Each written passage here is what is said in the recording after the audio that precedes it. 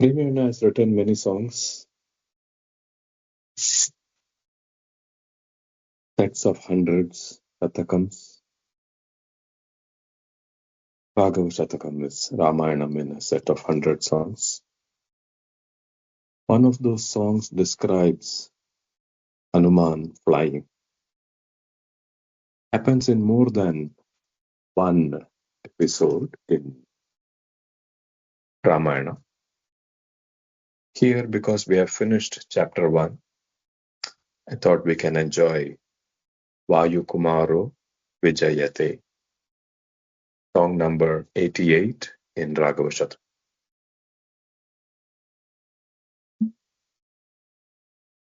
Vayu Kumaro Vijayate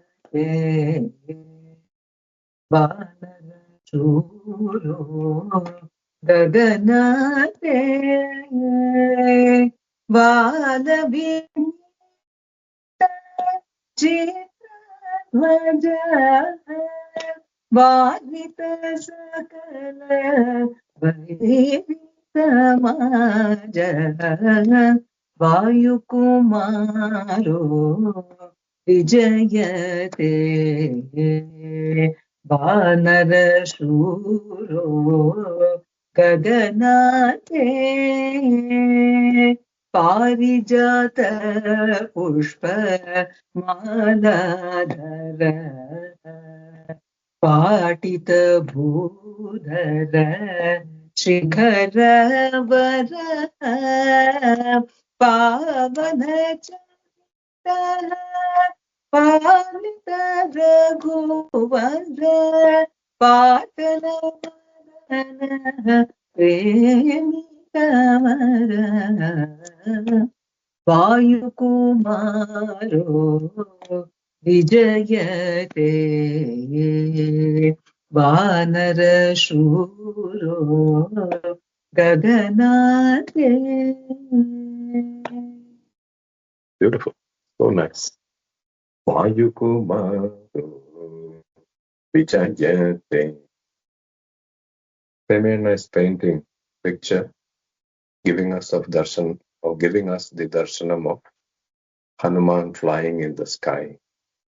Gaganante Vayukumara Vijayate. His tail itself is looking like a beautiful dwaja. Chitra dwaja. Chitra means amazing, something that is out of the ordinary. The dwaja, other kings, other armies need to carry a separate dwaja. For Hanuman, his tail itself is the dwaja. This particular song is applicable for Hanuman flying across the sky in any situation. But in Raghava Shatakam, it comes when he is bringing the Sanjeevi mountain. Therefore, Ramana in the last paragraph, he says, look at Hanuman. He is wearing this Pushpamala, Parijata Pushpamala, and that is making him look extra beautiful. And he has lifted the mountain top, Patita Bhudara Shikhara Varaha. And with that, he is going to save the lives of Rama and Lakshmana. Pavana Charita Palita Raghuvaraha. His face is deep pink, Patala Vadana Premika Varaha. Beautiful song, Vayu Kumaro Vijayate Sacharunana Vidarupadhari Param Samasadhya Samudra Tiram. So Charu, beautiful, Nana Vidha Rupa Dhari. Many of you are very deep into Sundarakanda. You know that in the first chapter, there is the episode of Mainaka, there is the episode of Surasa, and there is the episode of Simhika. The number of Vyakhyanas for Ramayana are many. Most people know about Govindarajya. It's also known as Ramayana Bhushana. Maheshwara Tirtha has written, that is Maheshwara Tirthiyam. Many of you have heard of Tanishloki. Tilaka Vyakhyana is there, known as Tilaka, and so on, Ramayana Shiromani. There are many Vyakhyanas. Similarly, there are many, many Mahans who have looked at every aspect of Valmiki Ramayana and given us so many beautiful, deep insights. There was one Mahan called Thethiyur Periyava.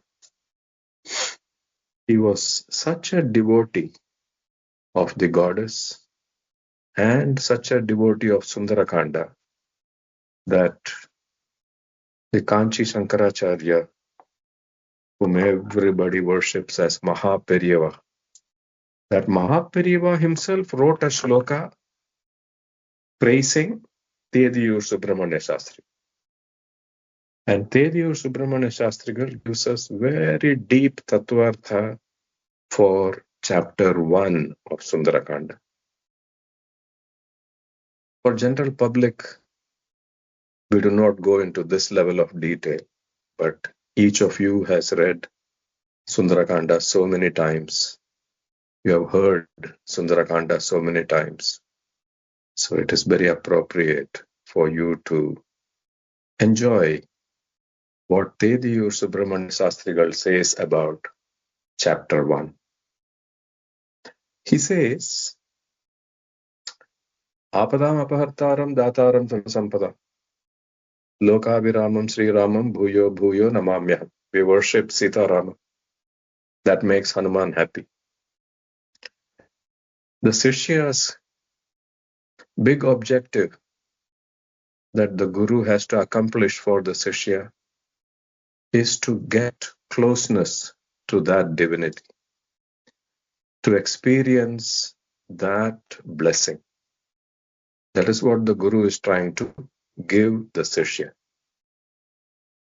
The Shishya obviously has many current karmas, has many past karmas, and some of those karmas, whether current, past, doesn't matter, whether it is Sanchita, Prarabdha, Agami, any of those karmas, they may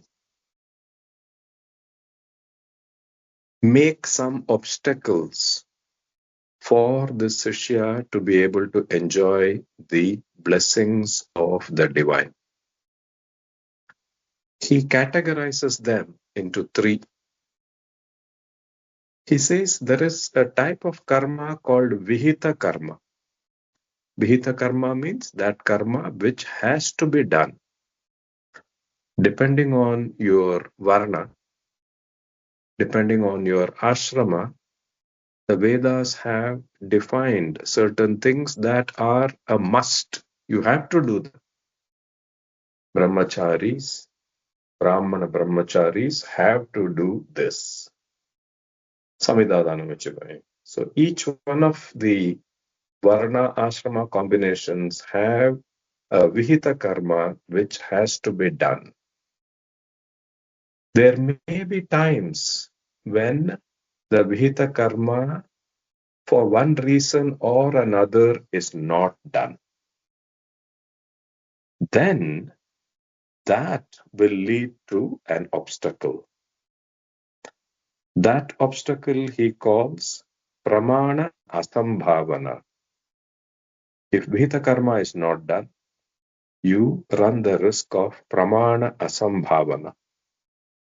What is Pramana Asambhavana? Pramana Asambhavana is wrong interpretation of the scripture. The person considers himself or herself to be a good scholar, maybe a good scholar of Sanskrit, maybe a good scholar of the scripture itself. But because of this Vihita karma not being done, and because of the curtain, the obstacle of Pramana Asambhavana, the person is either wrongly interpreting the Vedas, wrongly interpreting the scripture, wrongly interpreting that episode in Sundarakanda, or in the worst case, may even have disbelief, may not believe in the Vedas, may not believe in the scriptures, may not believe in the words that the Guru is saying. So that is one kind of asambhavana. The second kind of karma is those karmas that you should not do. Like Vihita karma you have to do. There are Nishiddha karmas which you should not do. And because of the person's circumstances or swabhava or desha or kala, that person may be doing one or more of these Nishiddha karmas. This is the second category.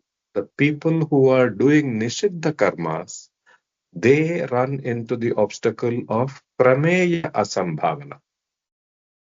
Vihita karma not done gives you pramana asambhavana.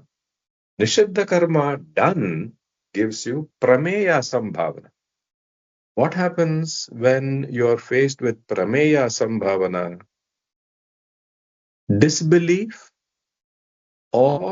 and wrong interpretation of the Devata Swarupas. Disbelief and wrong interpretation of Bhagavan, Bhagavad Tatva, that is the result of Prameya Asambhavana.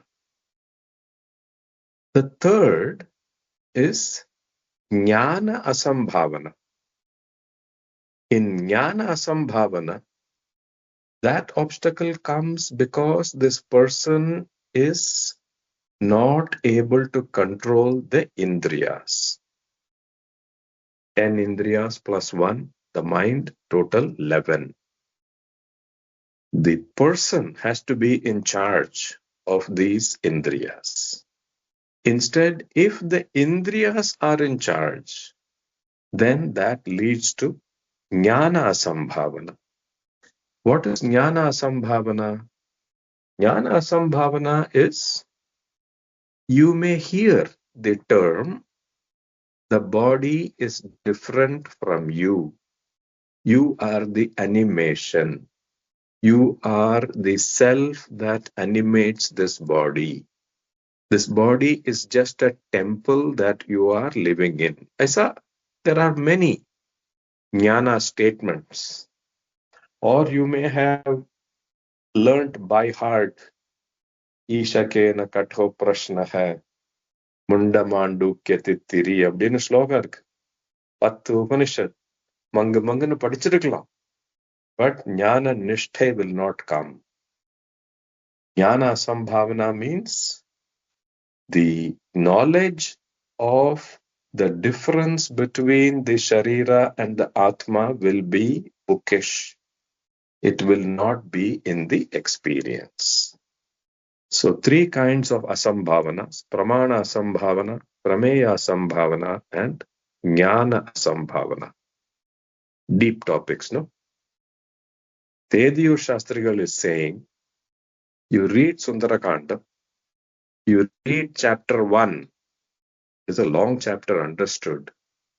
But the moment you read the episode of Hanuman and Mainaka interacting, immediately the obstacle created by pramana asambhavana will be gone. You will get the right way to understand the slokas, right way to understand the mantras, the right way to understand the Vedas. Veda vedhe pare pumsi jate dasharathatmaje Veda pracetasadaasit sakshat ramayanatmana. So you will know how to interpret the shlokas in Ramayanam as you read them, by the blessings given by Valmiki, by the blessings given by Hanuman in the interaction with Mainaka. Prameya. Reading Sundarakanda, reading the episode of the interaction between Surasa and Hanuman will remove the obstacle of Prameya Sambhavana. And therefore, you will get to understand the right Tatva of various Devata Swarupas. Therefore, you will get to understand what the scripture is meaning when it speaks about Bhagavan. When the Guru says, Sita Rama Mayam Jagate, Radha Krishna Mayam Jagate, you will understand what they mean. That is the blessing given when you read chapter 1 episode of Hanuman interacting with Surasa. Hanuman interacting with Simhika. That gives you the Jnana Nishtha. That makes you in charge of your Indriyas. Later, Hanuman is going to say, Mano hetu sarvesham indriyanam pravartane.